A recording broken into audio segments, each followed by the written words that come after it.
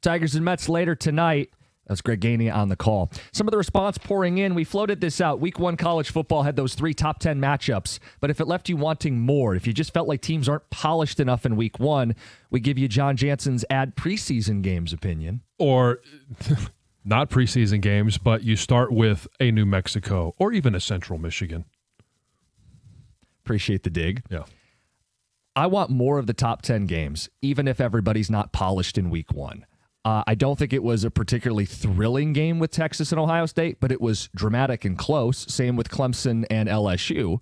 And I get a wow moment when Alabama loses to Florida State. I want those on my schedule when I sit down on Saturday, even if I'm getting a sloppy or choppy product. But John, you can still have some of those wow moments.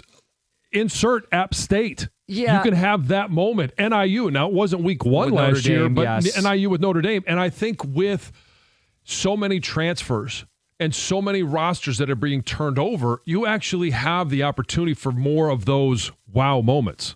Tech says everyone believes we're becoming the NFL light, so you had preseason games. Yeah. Only makes sense. Another says, I'm with John. Clemson, LSU was boring. Texas, OSU, boring.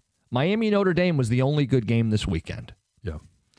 Tech says, get rid of the spring game and have joint practices the first week of August. That can help. That could be a regional team and avoid big-time travel.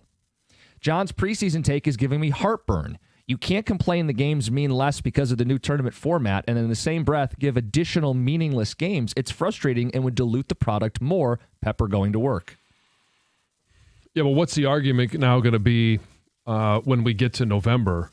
It's going to be, Clemson lost in week 1. Right, if they had played in week 6, well, maybe the outcome would be different. Or, Texas lost in week 1. And I understand that's the system it is as it is right now.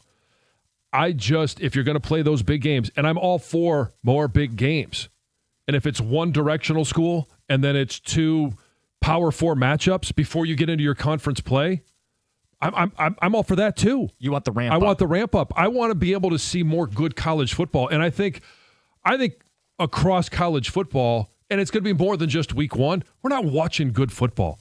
We're just simply not.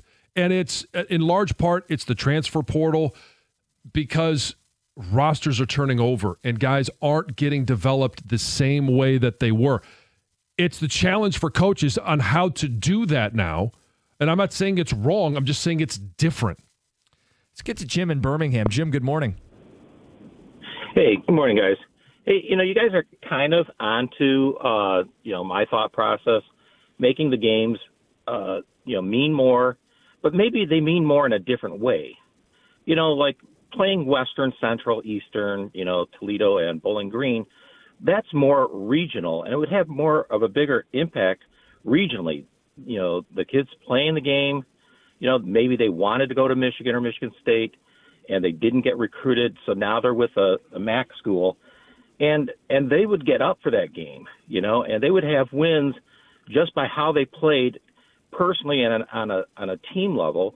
And then, people that, live in the area and went to MAC school, then they establish some kind of rivalry with, the people they work with or live near, family members, where they, I remember back to the late 80s when I was at Central and we beat Michigan State twice, back-to-back years.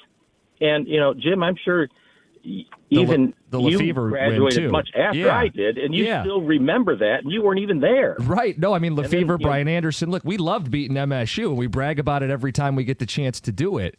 And I'm not saying those games should be taken off the schedule, but I don't think that should be the default week 1 across the board. I like having the heavy hitter games to look forward to as a college football fan.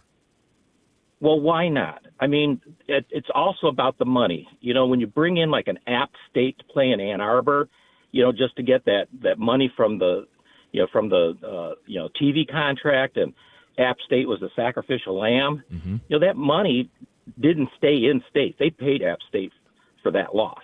So, if they would have played one of the MAC schools in Michigan, it would have been better for the region, and the money would have stayed in state or nearby. And, of course, Michigan wouldn't have lost that game against App State. So now we get to it. They could mean more. Yeah, but so I get your point. Hey, Michigan paid, I think it was reported that they paid $1.8 for New Mexico to come in here. And they'll pay, I don't know what the payout is for Central in week 3. So, one of those non-con games should be a regional team. I agree with that. And keep the money in the state. And if it's to pay Central, if it's to pay Western, if it's to pay Eastern, like, that's fine. I'm a belief that I would rather have a game like a New Mexico or a Central or any of those in week 1 before you get a chance to play some of those big boys.